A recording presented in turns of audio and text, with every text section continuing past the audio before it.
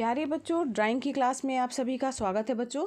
और हम पढ़ रहे थे प्राकृतिक चित्रण यानी पुष्प चित्रण के बारे में, जो कि कक्षा 12 के अंतर्गत जो है आपका सिलेबस के अंतर्गत लिया गया है बच्चों। तो यहाँ पर इसके पहले की वीडियो क्लासेस में हमने जाना था कि जो प्रकृति चित्रण है या पुष्प चित्रण है वो क्या कहलाता है, चित्र को कैसे बनाना है, आपको फूलों में किस प्रकार से रंगों का संयोजन करना है और रंगों का प्रयोग करने का सही तरीका जो है वो फूल में क्या है। और साथ ही हमने जाना था कि पौधों में अनुपात तथा संतुलन किस प्रकार से हमें जो है वो बैलेंस करना है, अनुपात बनाना है, उसमें संतुलन किस प्रकार से रखना है।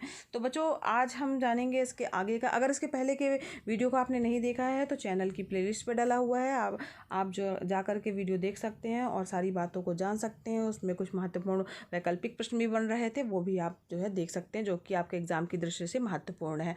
तो चलिए बिना किसी देरी के बढ़ते हैं आगे की ओर। तो यहाँ पर आज हम जानेंगे कि किसी भी पौधे का जो है वो किस तरीके से हम चित्रण करेंगे या स्केचिंग कैसे करेंगे, स्केचिंग ऑफ ए प्लांट। तो यहाँ पर देखिए बच्चों, जो पौधा है आपको उसको अगर हमें बनाना है तो उसको रेखांकित करते समय हमको जो है वो कुछ पॉइंट हैं उनको ध्यान रखना चाहिए, उन नियमों को ध्यान रखना चाहिए। जैसे कि पहला है कि सबसे पहले जो है आपको क्या करना है, जो भी आपको मुख्य डंठल दिख रहा है ना, तो उसको बनाना है और उसकी लंबाई की दिशा और उसके झुकाव की ओर आपको ध्यान देना है। और उसके जोड़ों के जो स्थान है उस पर जो है आपको लगभग निशान लगा लेना है कि हाँ इतनी इतनी दूर पर इनके जोड़ों के स्थान आ रहे हैं। इस चीज़ का सबसे पहले बच्चों ध्यान दीजिए। मुख्य डंठल बनाइए, उसकी लंबाई की दिशा कहाँ है, किधर झुक रहा है, ये सब चीज़ ध्यान दीजिएगा। ठीक है बच्चों। अब इसके बाद आपको क्या ध्यान देना है बच्चों, अब इसके बाद जो है आपको दूसरा पॉइंट ये ध्यान देना है कि जो बीच में नस हैं उसको जो है फिर आप ड्रा कीजिए कि किस तरीके से जो है आपको नस दिखाई दे रही हैं। बीच में बच्चों नस जो दिखाई दे रही हैं, सेकंड पॉइंट है आपका बच्चों कि बीच में जो नसें दिखाई दे रही हैं उसको आपको फिर सबसे उसके बाद जो है वो बनाना है। ठीक है। फिर मुख्य जो डंठल का झुकाव है, उसके सिरों की लंबाई कितनी है, उन सबको ध्यान रखना है, उसका निरीक्षण करना है कैसा हमें दिख रहा है, उसकी सिरों की लंबाई जो है वो कितनी है, कितनी झुकाव पे वो डंठल जो है वो मुख्य दिख रहा है। ठीक है। तो इस चीज़ का ध्यान देना है, निरीक्षण करना है। इसके बाद फिर क्या करना है, जो पत्तियां हैं उसके सरल व साधारण व रूप को जो है सबसे पहले बना लेना है। स्केचिंग मतलब उसको पेंसिल से जो है वो बना लेना, कैसे दिख रही हैं वो, उनके बीच की जगह के रूप को और फिर छायादार हिस्से का भी निरीक्षण करना है कि उसकी छाया जो है किधर पड़ रही है, उसको भी ध्यान देना है आपको। फिर उसको भी जो है आपको चित्रित करना है। इसके बाद फिर बच्चों क्या ध्यान रखना है आपको कि डंठल की मोटाई खींचना है, अन्य जो बारीकियां वगैरह हैं उसको बनाना है, विशेषकर झुकाव, जोड़ों के पास उभरे हुए अंग, उन सबको जो है ध्यानपूर्वक देखते हुए जो है वो बनाना चाहिए। तो इस प्रकार से किसी भी पौधे का चित्रण करते समय हमें इन नियमों को जो है वो ध्यान में रखना चाहिए। शुरुआत कैसे करनी है, डंठल से करनी है, मुख्य डंठल बनाना है, उसकी लंबाई कितनी है, उसकी दिशा किस तरफ है, झुकाव किस तरफ हो रहा है, जोड़ कहाँ कहाँ पर हैं उसके, वो सब ध्यान देते हुए आपको बनाना है। फिर नसों को बनाना है, फिर पत्तियों को बनाना है उसके सरलतम रूप में, फिर इसके बाद उसकी बीच की जगह को बनाना है, फिर छायादार हिस्से जो हैं उसका भी ध्यान रखते हुए उसको भी आपको शेडिंग करनी है। फिर इसका डंठल की मोटाई वगैरह खींचना है और बारीकियां वगैरह जो हैं, झुकाव जो हैं, उन सबको ध्यान देते हुए उन अंगों को आपको बनाना है। इस प्रकार से आपके पौधे का चित्रण या स्केचिंग बन जाएगी। अब यहाँ बात कर लेते हैं पौधे के अंगों के बारे में। तो यहाँ पर देखिए, ध्यान दीजिए बच्चों, पौधे के जो है वो 4 टोटल अंग होते हैं। तो यहाँ पर पहला अंग अगर हम बात करें वो है डंठल या स्टेम जिसको बोला जाता है इंग्लिश में। डंठल क्या होती है बच्चों, यहाँ डंठल की अगर हम बात कर रहे हैं बच्चों, तो किसी पौधे की जो रीढ़ होती है वो होती है उसकी डंठल। तो डंठल नीचे से कुछ मोटा होता है और ऊपर की ओर जैसे जैसे जाता है वो धीरे धीरे करके पतला होता जाता है। उसी डंठल में से ही विभिन्न कोणों पर कुछ पत्तियाँ निकली होती हैं, उनकी शाखाएँ निकली होती हैं, कलियाँ निकलती हैं, वह फूल वगैरह निकलती हैं। तो डंठल के जिस भाग में पत्तियाँ निकलती हैं वह स्थान जो है थोड़ा सा मोटा होता है, उठा हुआ होता है, वह गांठदार होता है। ठीक है। और कुछ पौधे ऐसे भी होते हैं बच्चों जिसमें कांटे भी होते हैं। तो यहाँ पर इस चीज़ को भी देखना है, बारीकी से देखना है और उनको भी आपको ड्रा करना है। ठीक है। उसमें भी आपको कलर भरना होगा। तो डंठल के जो गांठ हैं, अंकुर हैं, कांटे हैं, कलियाँ हैं, पत्तियों के जो जोड़ हैं, उन सभी को ध्यानपूर्वक आपको निरीक्षण करना है, देखना है। इसके बाद उसको ड्रा करना और कलर करना है। तो पहला भाग जो हो गया, पौधे का पहला अंग हो गया, वो हो गया आपका स्टेम या डंठल। दूसरा भाग हो गया बच्चों पत्ती। ठीक है। जिसको क्या कहा जाता है, लीफ इंग्लिश में। फिर पत्तियां जो होती हैं वो अलग अलग पौधे के लिए अलग अलग आकार की होती हैं। तो पत्तियां जो है ज़्यादातर आपने देखा होगा कि गोलाकार ही होती हैं। कुछ पत्तियां त्रिभुजाकार भी होती हैं, कुछ आयताकार पत्तियां भी होती हैं, और कुछ पत्तियां जो होती हैं वो अंडाकार होती हैं। तो इन्हीं में ज़्यादातर इन्हीं शेप में आपको पत्तियां दिखाई देती हैं। और अलग अलग पौधे की पत्तियां जो होती हैं वो अलग अलग प्रकार की होती हैं। तो इस चीज़ का विशेष ध्यान देना है कि जो फूल बनाने के लिए है, जो आया है, तो ऐसा नहीं करना है कि कमल के फूल के साथ गुलाब की पत्तियां लगा दें या कनेर की पत्तियां लगा दें। ऐसा काम नहीं करना है आपको। जिस फूल की जैसी पत्तियां होती हैं उस चीज़ को जो है ध्यान देना है, वैसे ही रूप और आकार में उनको जो है आपको बनाना है।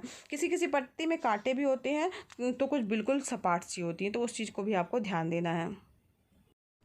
यहाँ सामने बच्चों चित्र में आपको गुलाब की पत्तियाँ दिख रही हैं, दिख रही हैं। तो यहाँ पर एक डार्क दिख रही हैं और एक तरफ जो है लाइट पत्तियाँ दिख रही हैं, है ना। ब्रांचेज उसकी जो दो पत्तियाँ जो हैं वो जुड़ के निकली हुई हैं। तो जिस तरीके से बनावट है गुलाब की पत्तियों की, वैसे ही पत्तियाँ आपको बनानी है।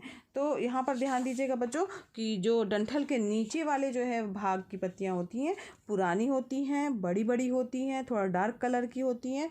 और जो ऊपर की तरफ की पत्तियाँ होती हैं वो छोटी छोटी होती हैं और कोमल होती हैं। कई बार वो हल्के रंग की भी दिखाई देती हैं। तो प्रत्येक पत्ती या तो मुख्य डंठल से जुड़ी होगी, या तो फिर मुख्य डंठल से निकली हुई जो ब्रांचेस छोटी छोटी सी हैं उनमें से जुड़ी होती हैं। तो प्रत्येक पत्ती के बीच में एक नस दिखाई देगी, है ना।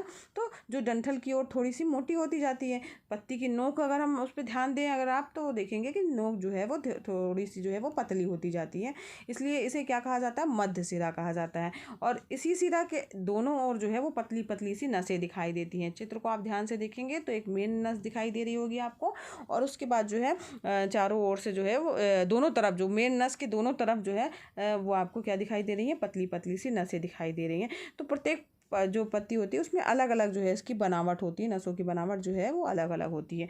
तो इस प्रकार से जो है वो सेकंड पार्ट हो गया आपका क्या, पत्ती या लीफ हो गया। अब हम अगले पार्ट की बात करते हैं जो कि है तीसरा पार्ट बच्चों, वो है आपका कली। ठीक है, तो यहाँ पर देखिए गुलाब की कली आपको दिखाई दे रही होगी।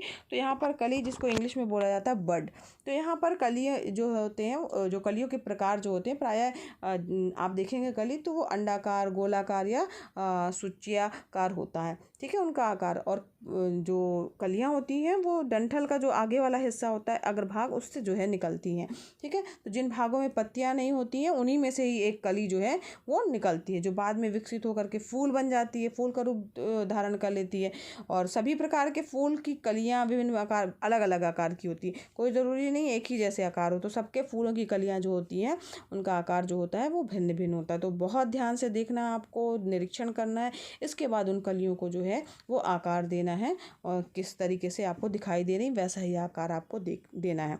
तो अधिकतर ये कलियां बच्चों क्या होती हैं, हरे कलर की, जो आप सामने देख रहे होंगे, हरे कलर की जो है वो पंखुड़ियों में जो है वो बंद रहती हैं। जो पत्ती के, वो पत्ती भी नहीं रहती बच्चों, उसकी पंखुड़ी ही कहा जाएगा, लेकिन हरे कलर की जो है वो पंखुड़ियों से बंद होती हैं। बहुत सारी कलियां बच्चों, बहुत सी कलियां हो गई, पंखुड़ियों की बनावट हो गई, बहुत सी पुष्प के आकार या विभिन्न वो ये सब क्या होते हैं, अलग अलग होते हैं ना।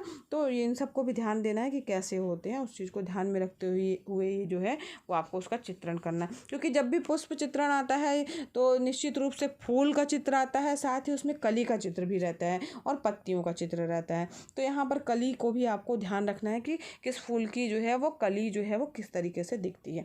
ठीक है, अब नेक्स्ट पार्ट है बच्चों आपका, वो है आपका पुष्प यानी फ्लावर। तो यहाँ पर देखिए ये सामने आपको दिख रहा है गुलाब का फूल।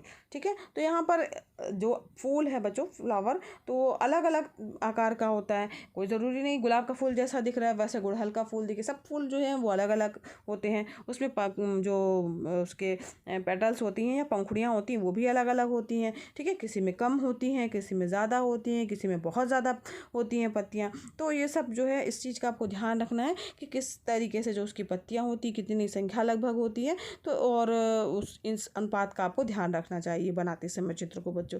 और पुष्प को सामने से देखने पर वो जो है आप देखेंगे कि वो बड़ा नज़र आएगा ना, और अगर सामने की तरफ से देखने पर जो है वो बड़ा नज़र आएगा और पास से जो है छोटा। फिर पुष्प बनाने से पहले उसकी बाह्य आकृति को बना लेना चाहिए।